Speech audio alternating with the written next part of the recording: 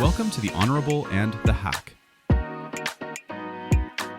Hello, everyone, and welcome to the Honourable and the Hack. We're so happy to have you with us. My name is Andrew Parsons. As always, here joined by Mr. Alex Bill. How are you, brother?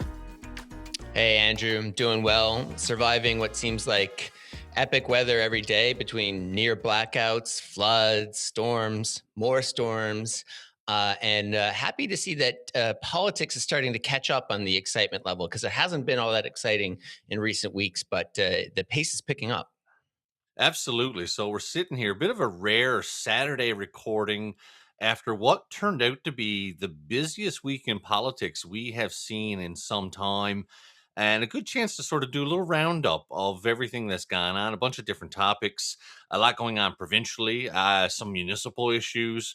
Obviously, there's a lot going on federally when we talk about internationally, but just here as well in our own federal party politics, an interesting weekend ongoing right now. So I guess we felt it was a good chance to sort of do a little catch up and talk about that. Yeah, and of course, the most recent thing to happen is that Pierre Poilievre was endorsed by his party, Conservative Party of Canada, with somewhere between 87 and 88% support. Very solid number. Clear he's staying on. So, what do you think that means for his party, for the prospects of a new federal election, and maybe even for Newfoundland? It's hard. So number one, I guess I would start off by saying that I'm not surprised at all to see him stick around, get a relatively high rate. I mean, that's pretty high when you think about it. I always go back to when it was the Joe Clark one years and years ago, and his team was probably unwise in the sense that they put a figure out there. If he didn't hit this mark, and I can remember reading the book about Maroney being so happy when they put a figure out, and then the minute it never hit that, they were able to seize that.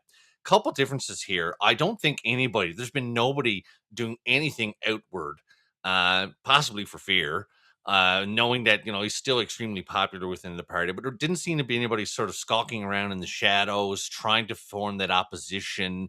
No one in the wings, it seems, to be sort of a replacement.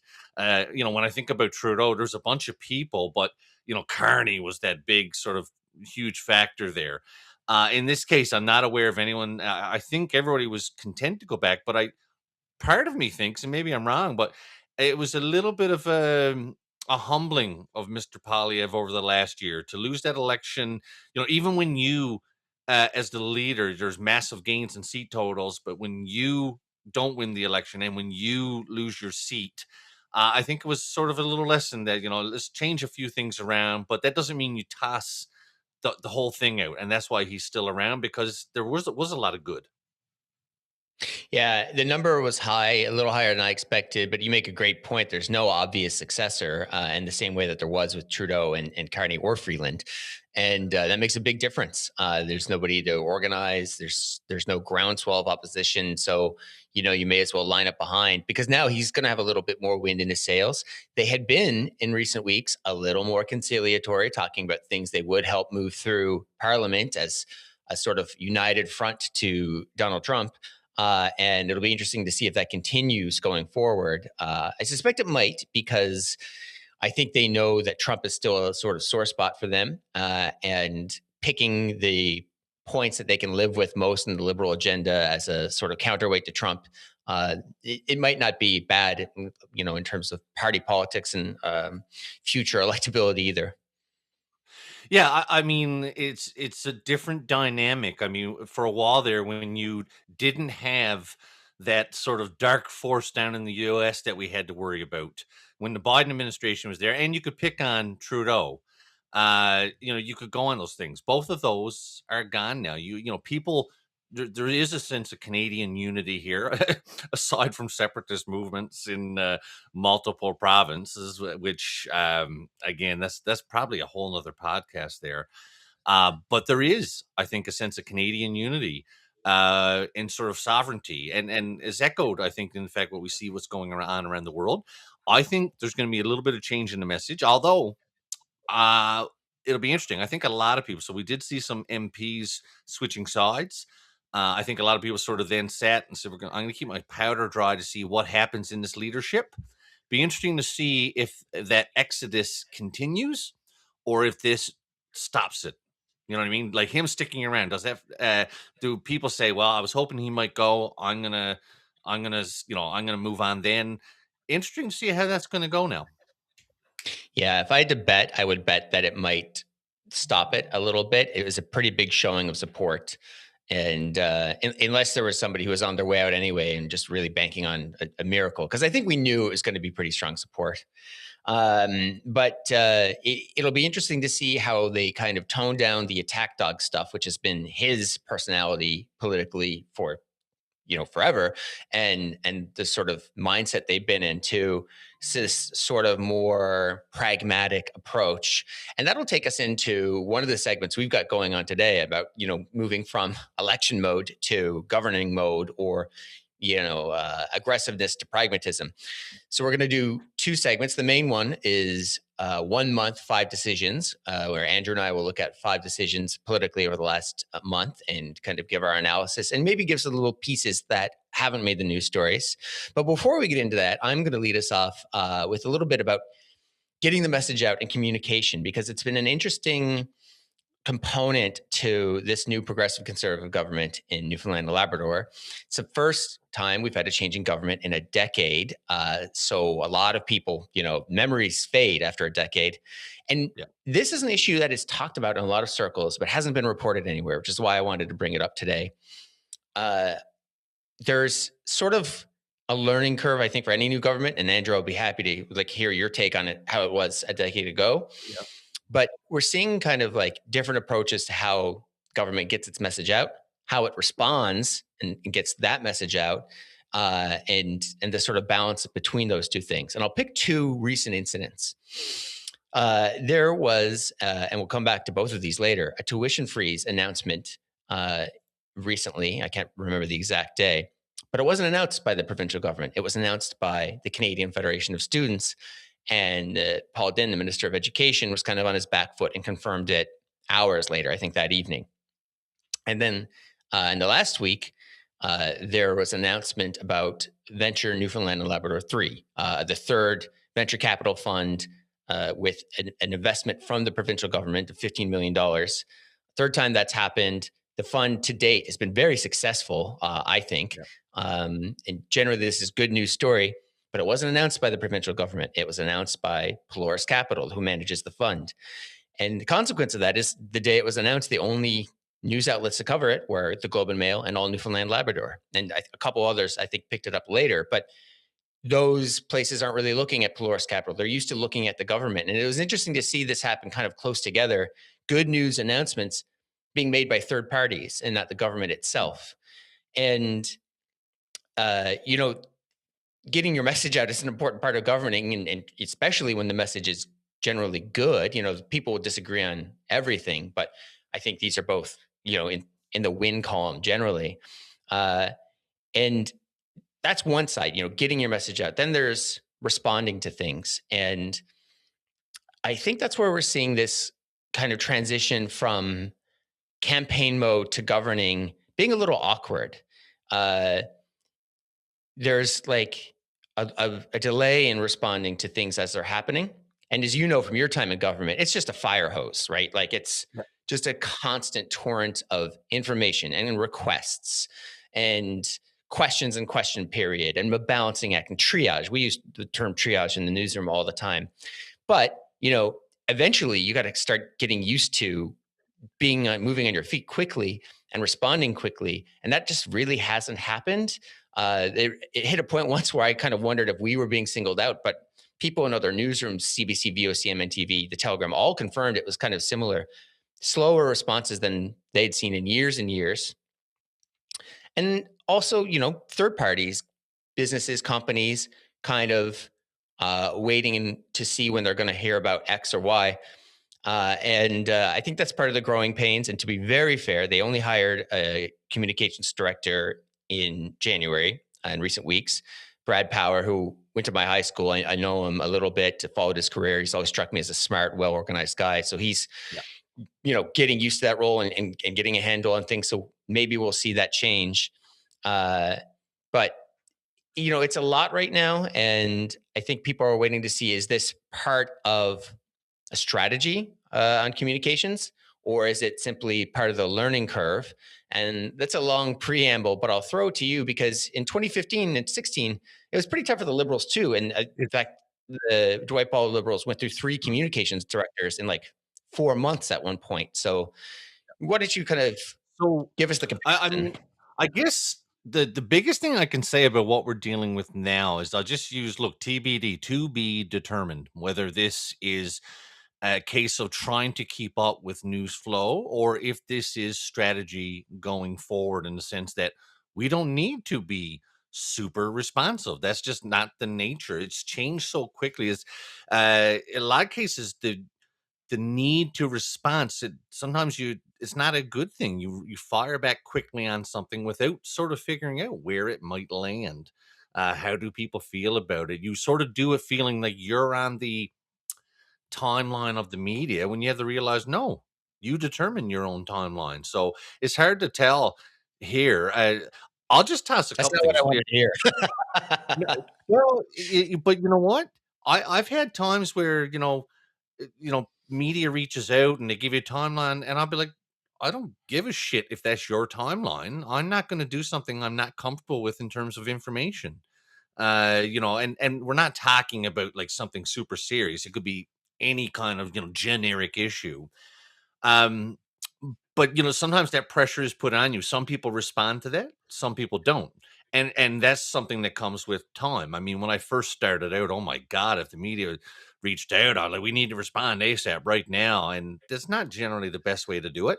At the same time, I think there's a recognition that you should work with the media, because if you make the media's job easier, in the sense that, look, you guys have timelines, you guys have deadlines, you have things you have to do by a certain time. So it's just sort of back and forth, right? Some people, I think it just comes down to personality. I know some politicians who were never going to be helpful to media, no matter what. It's just not how it's going to work.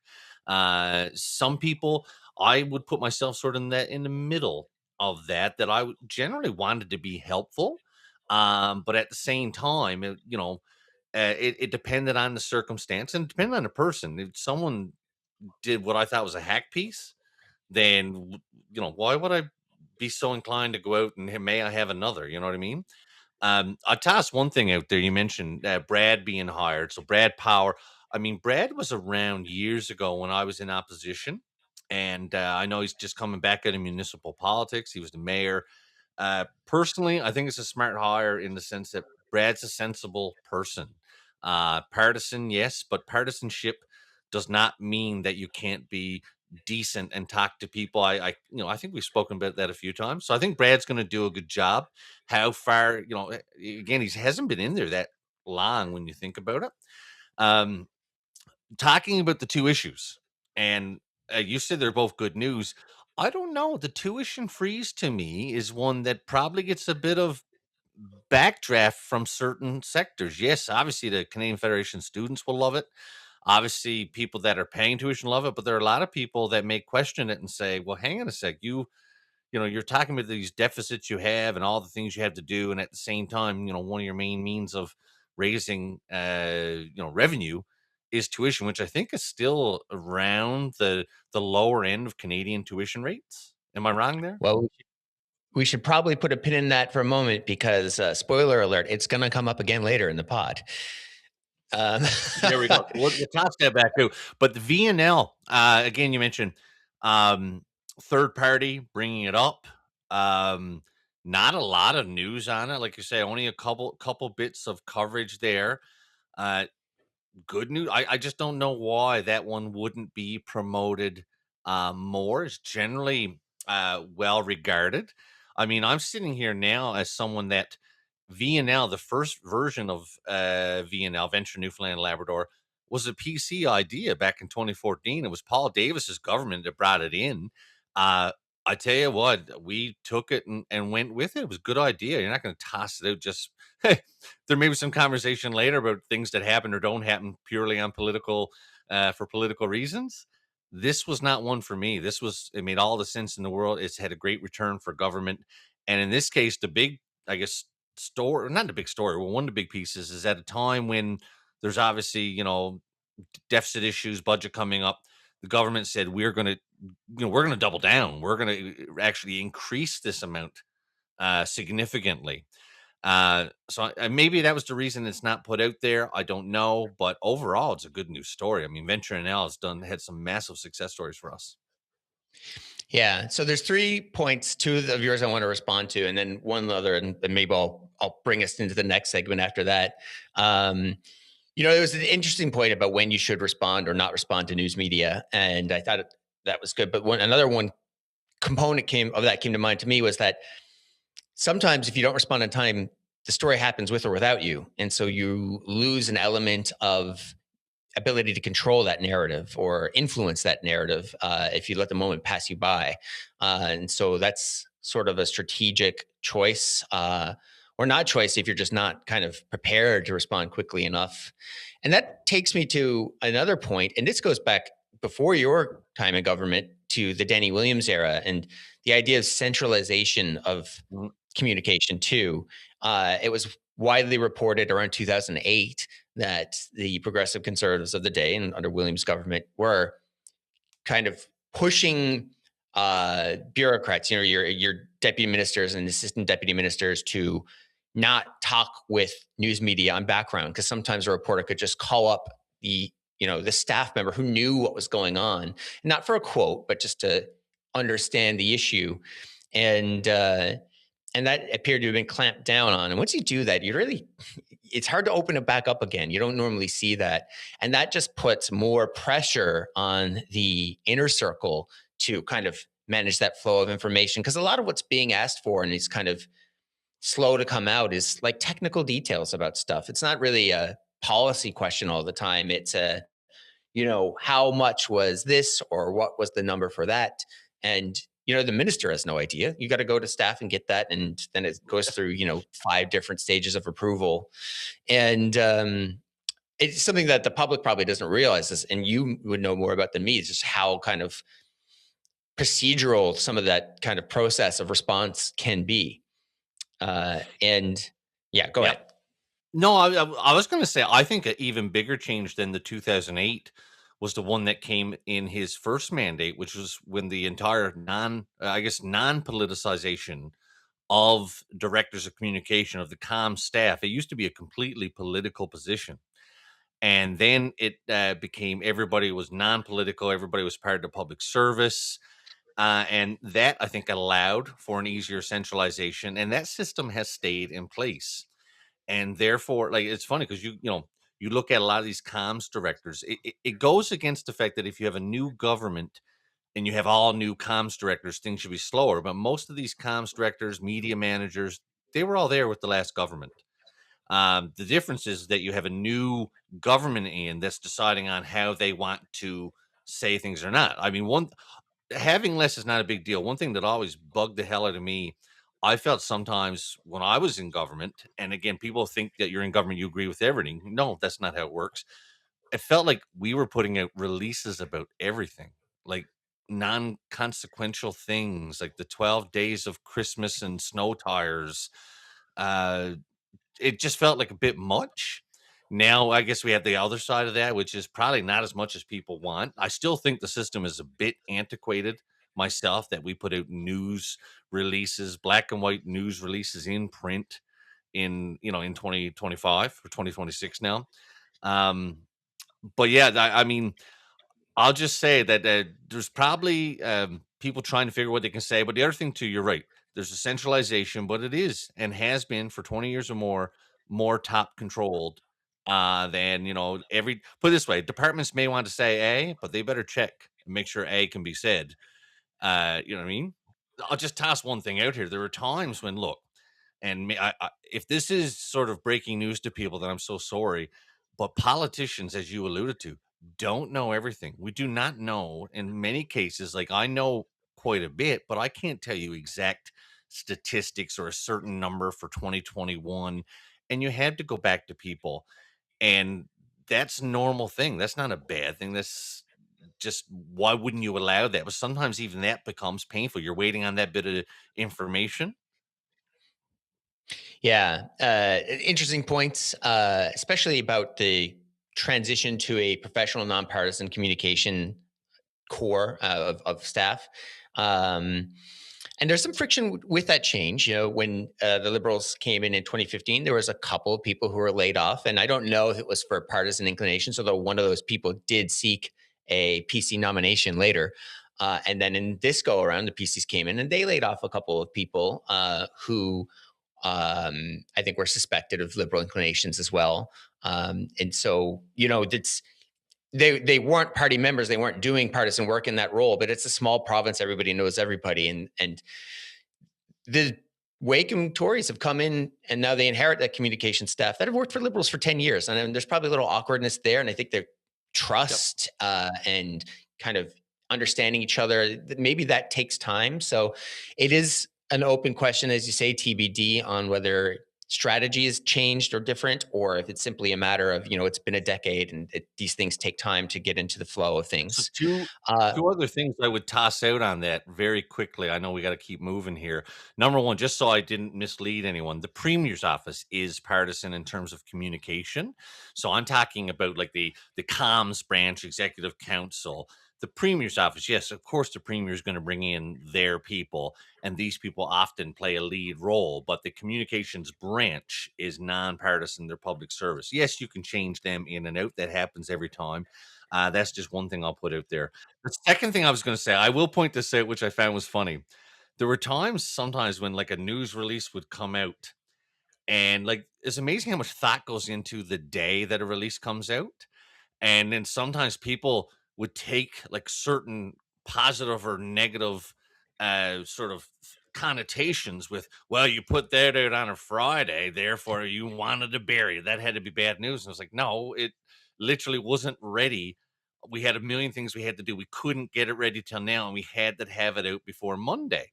Yeah, there's certain things I'm sure people want to put it on a Friday because there's fewer people paying attention. But sometimes, I guess what I would say is that we're not always working with like it's not always everything is calculated. Some stuff just happened because it's dumb luck or timing went a certain way or somebody frigged up or somebody's not available.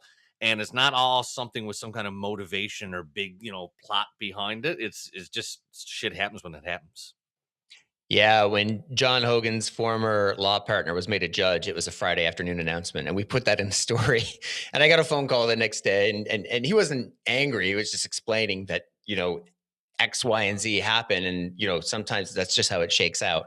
But you know, any government should be aware of that perception too. It's part of the difficult balancing act.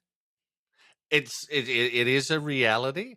I it just ticks you off when you've all now you're down to 4 days in a week in which you can get things done. And all of a sudden Friday's a no-go for news when sometimes it's just you think about it. I mean, cabinet meetings happen on a certain day, committee meetings happen on a certain day. Sometimes it's just the way that it goes in terms of the internal structure of government that's the first time you're able to put it out there. In some cases, there are timelines, X number of sitting days of the House, and you must release something. A lot of things play in that maybe people don't think of. And some cases, yeah, you're putting it out, and you hope to God no one ever picks it up. Sometimes it's just dumb luck. And look, there's plenty of times I put out stuff on a Friday that was awesome news. I probably wanted it on another day, but I put it out because I thought it was awesome news, and we were like, "Oh, why are you doing this?" I'm like, "What are you talking about? It's good news, man. Enjoy it." I have one more point of communication, but I'll save it because it fits in with our next section, which I'll take us to now, and that is 1 month, 5 decisions. So we picked, you know, 5 political choices of the last month, and we're going to get into the reasoning behind those choices, the potential effects. And Andrew, why don't you start us off with number one? Yeah, so I mean, the big one, or in my mind, one of the big ones this week, was the government press release. I believe it was on Wednesday when the Deputy Premier, Minister of Transportation Barry Pettin, announced infrastructure priorities and non-priorities for the new government. So, I guess a recap, and I might have. I'm hoping I have it all, but there was a cancellation of the Kenmount Crossing Hospital, cancellation of theater. I don't even know where that was going to go or what the size. Well, it was some kind of theater that was planned. The sports dome that was planned, And so those three were canceled. I believe that there's been some changes to some road twinning projects that have been talked about. And finally, I think there was a urgent care clinic or some kind of urgent health clinic that is now going to be established in Conception Bay South. So that generated a lot of talk because of the mechanisms or the reasoning for government announcing this. Obviously, the reaction of opposition to that, the reaction of the general public in many cases. So yeah, that was a big thing. What was your thoughts as someone who's following this from a news perspective or like a reporting perspective? I thought it was the biggest announcement this government has made since they were elected. I know naming Chris Huskilson to the MOU review, that could be potentially big, but something like that we knew was coming. There's a big question about how the progressive conservatives could pay for all the promises they made in the election. And it was a lot of spending promises. Well, canceling some of the liberal promises is one way to get there, and they came out in a big way on that front. And these, all three of these, were Andrew Fury priorities in particular. Ones that they criticized pretty heavily when they were announced. The downtown theater, I'm pretty sure the John Hogan Liberals were going to cancel that anyway. We reported it. The location where it was going to go, the landlord hadn't heard anything in months.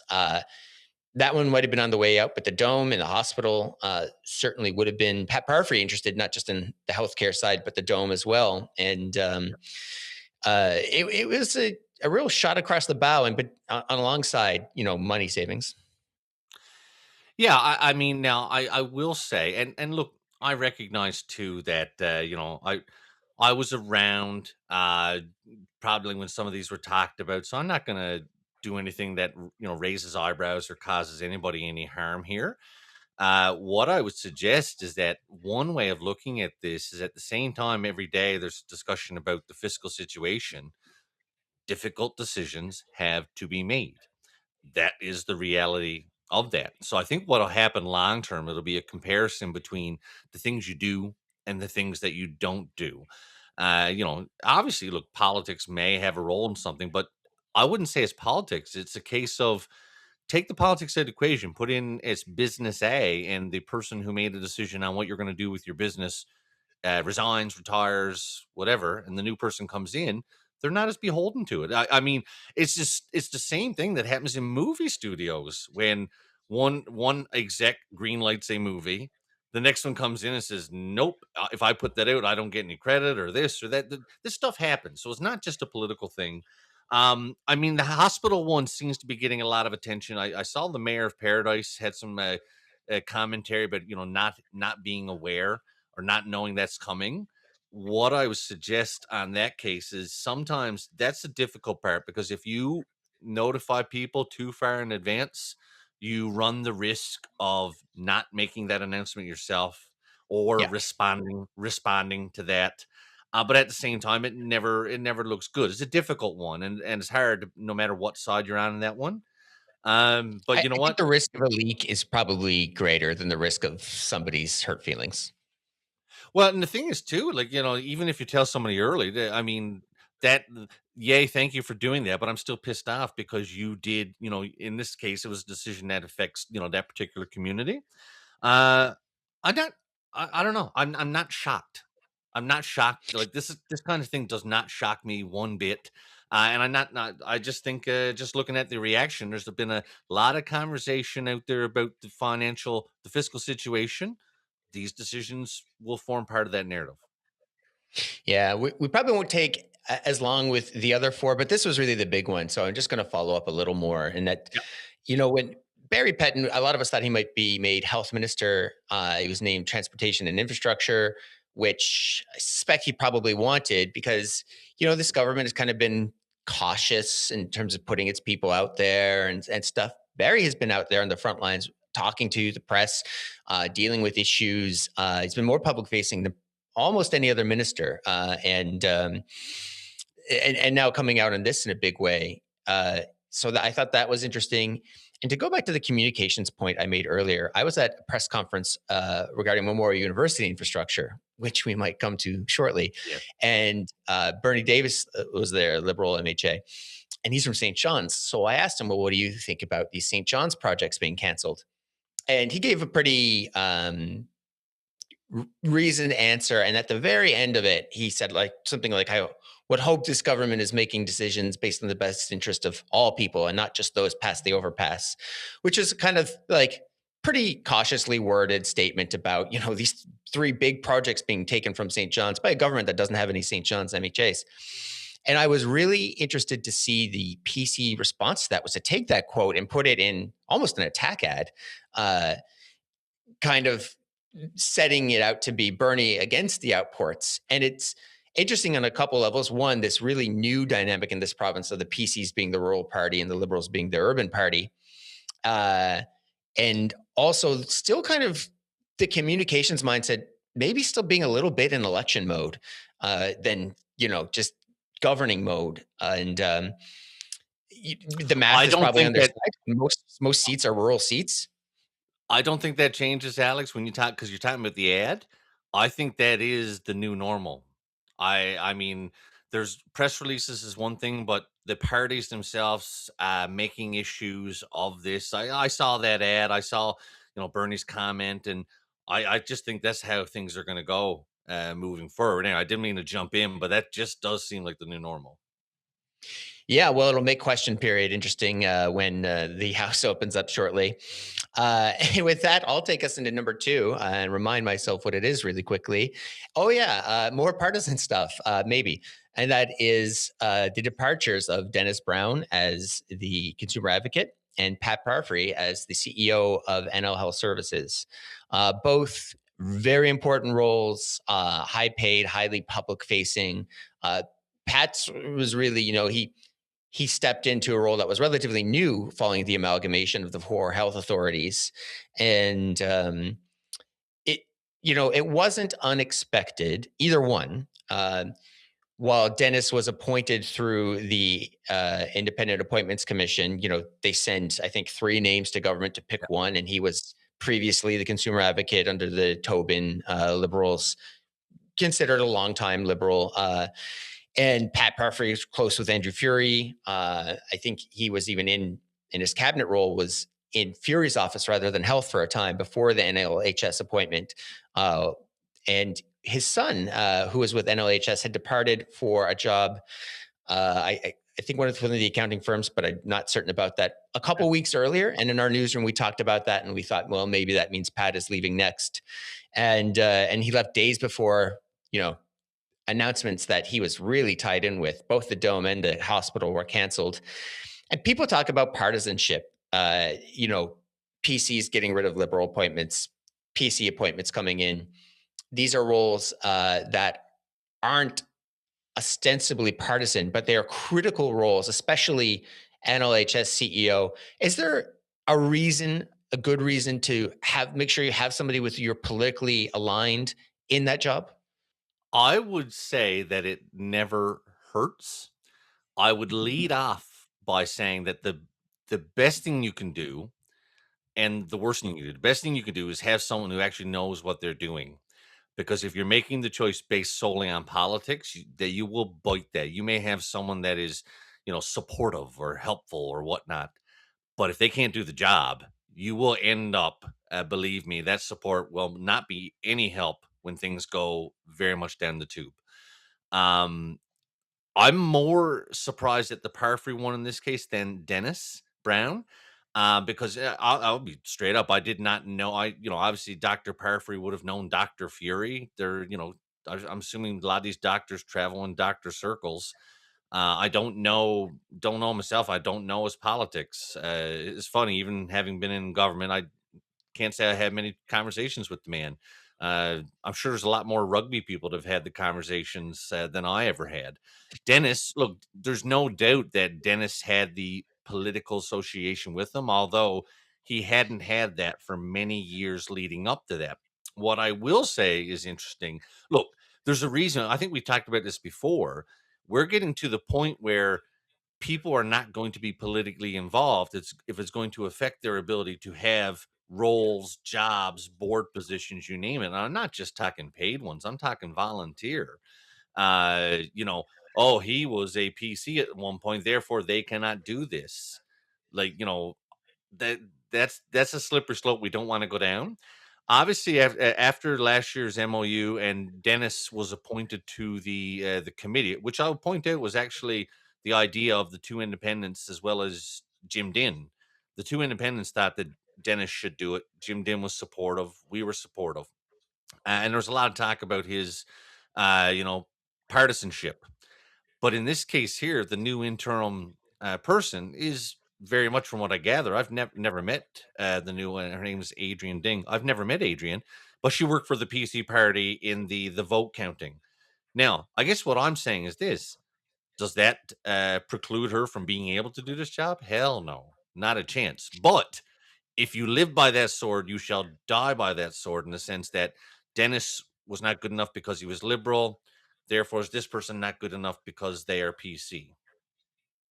Yeah, I know Adrian a little bit, and we were both living downtown in the Rollins Cross area, and I met her playing ultimate frisbee. So I never would have pegged her as particularly Tory or liberal, and I don't think she is necessarily. She represented the party. She works at a firm that has some Tories, but it also has very prominent NDP lawyer, and uh, yeah, it has been a partisan position in the past.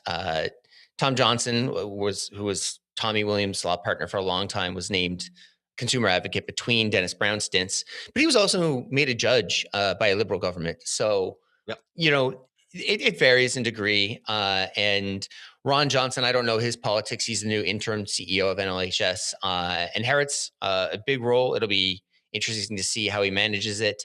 One of the things that, as a reporter, I thought was interesting with Pat Parfrey was he made himself available to news media in a way that most CEOs of agencies have not. He would just have weekly press meetings for nothing in particular, just to ask him questions. And that's rare. And of course, we liked it. I encourage all of our public officials to do such things in the future. But I Well, think I'll throw it to you. it's a Sorry, go smart ahead. move, though. No, just on that Pat thing, that's a smart move for anybody, because if being available to speak, it lifts that sort of veil of people thinking, well, you don't want to talk. In many cases, just being available, I think it helps you. In this case, like you say, it helped Pat with you guys, because it's not like he was, forbidden to be, to speak or to be spoken to. Um, but either way, look, what I would suggest, the I guess the going away note on this one, both of them are taking over important roles, extremely crucial to to the province and to the future. And I hope it goes well for the people that are in those positions. Like I say, I don't know the new consumer advocate or intern one. I do know Ron, and I wish them the best. I mean, like I say, I mean, we want good things for this province, and both of those deal with fairly significant issues that affect us all. So, uh, I guess moving on to the next one. This was an interesting one. I'm just sort of going to lead it off. You probably even covered it more than me, Alex. But it's not something you see often, and that was the dismissal of the town council in the community of Victoria. And so Minister Tibbs came in and did it, would fall under that purview. I think there was just an election back in the fall, but clearly it was a case of people not being able to work together to the, I guess in this case, the detriment of the community itself. I know now the ministers come out and said we're going to open that back up for re-election. Any thoughts on it? I remember seeing it years ago in certain communities. I remember in one case seeing a particular mayor, uh, but not something you see often.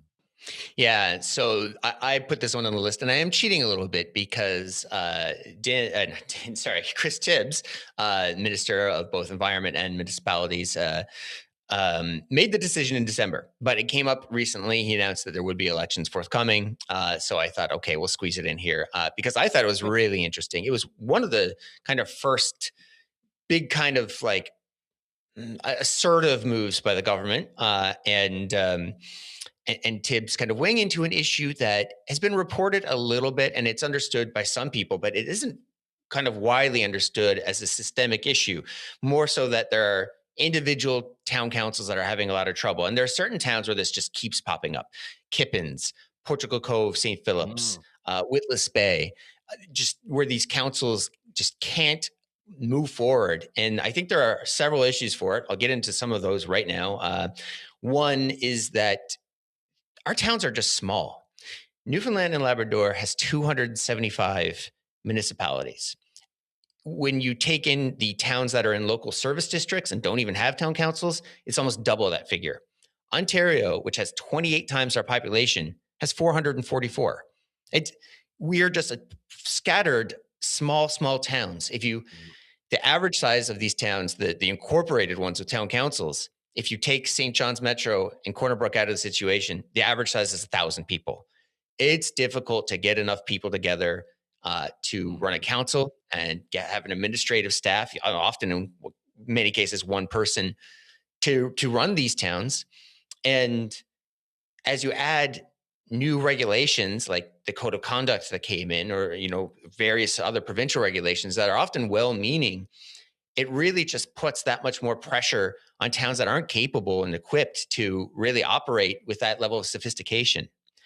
And I think what we're seeing is more and more suffer from that. The code of conduct has come up a lot of some towns maybe being overzealous with it, even weaponizing it to try and kick out councillors here or there.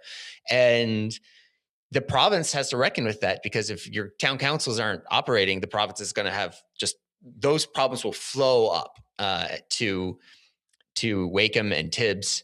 And Oh my maybe God. this is, yeah, maybe this is their way It's of saying there's a sheriff in town.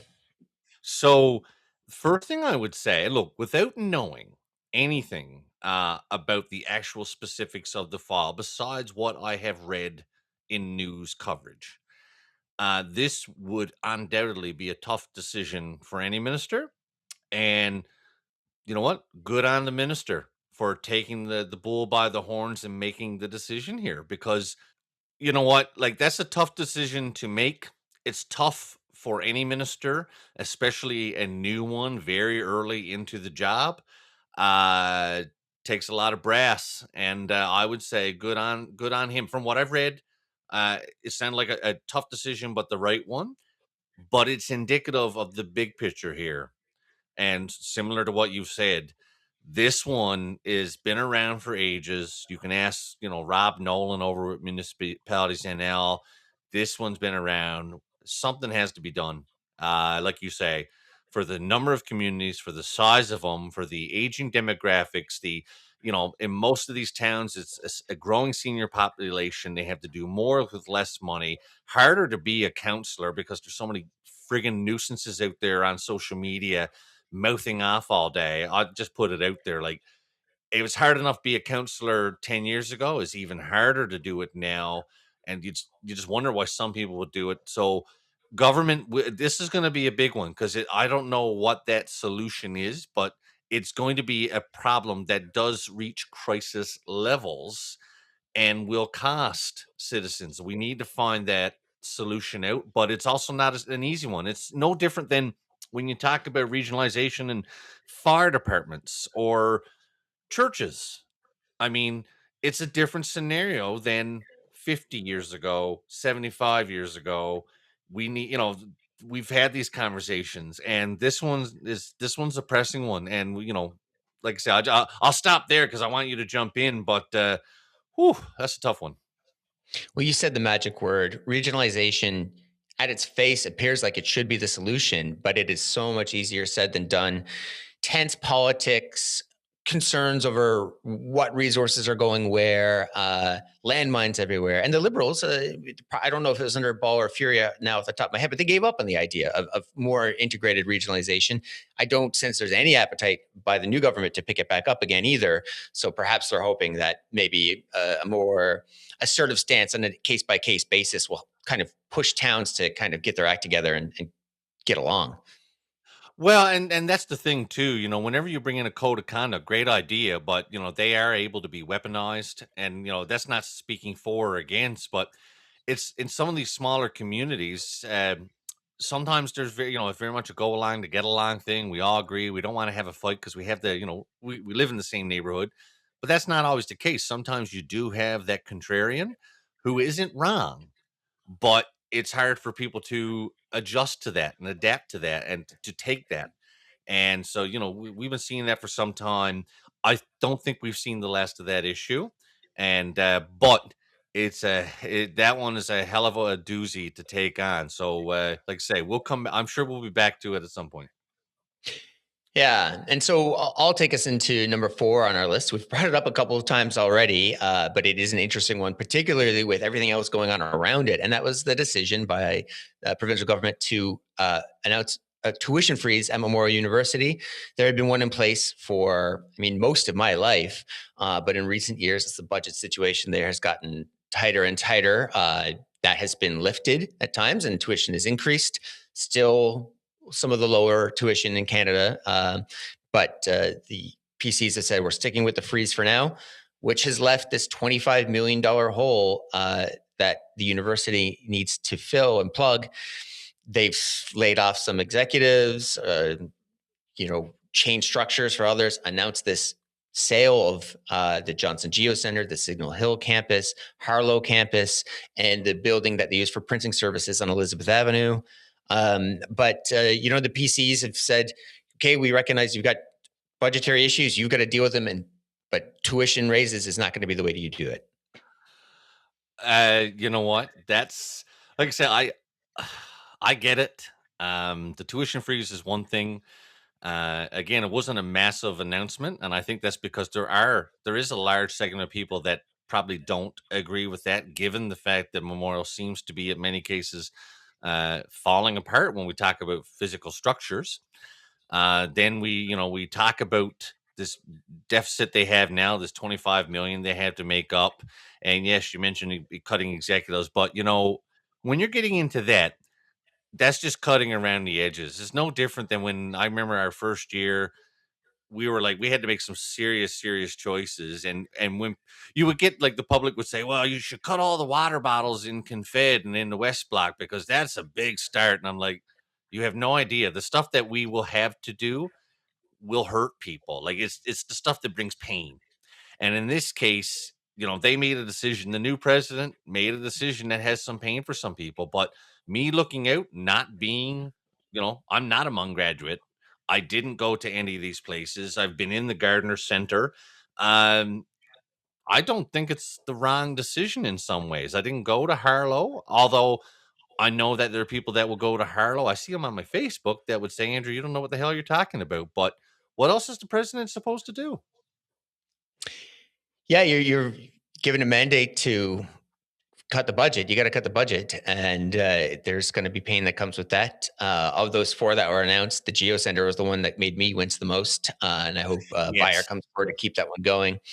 I want to take it back to the election really quickly because you're right. The tuition freeze wasn't an automatic win. There are people who might say, "Well, that's not the way we should be allocating our resources," but electoral politics has shifted a little bit. Younger people in Canada and the US, especially men, are voting conservative a little bit more. And I thought it was interesting on the campaign trail that the PCs made some really specific campaign promises regarding tuition forgiveness in the future. And, that's an expensive promise. And maybe having the tuition freeze in place now is a way of saying, we value this particular constituency. And I doubt it's a real big block of their voters, but it seems to be valued in a way that perhaps it wasn't before. And maybe that's part of the reason they've got this freeze. I find it hard to look back at their campaign and disagree with some of these things they said. It worked. They were not expected to win and they formed government. Part of that then is obviously when you get into governance, figuring out how do you govern forward, knowing things you've said, promises you've made, realities of situations. Look, no doubt there's other things that can be done at MUN. I hear a lot from certain sectors and corners about administrative bloat and some non-accountability within. I know one thing, there's a hell of a lot of people that have thoughts on what the fix is. What I'm saying is that I don't think the fix comes without pain. Yeah, and I'm sure we have more of that to come. And hell, we might have more of it on the provincial level if the price of oil falls and our credit rating falls. This is it's not like Memorial is the only institution facing a budget issue. Well, it's funny Yeah. though because it's we have MUN here, and obviously Grenfell part of that Marine Institute, and obviously we have our private colleges. But when I look over and again, CNA.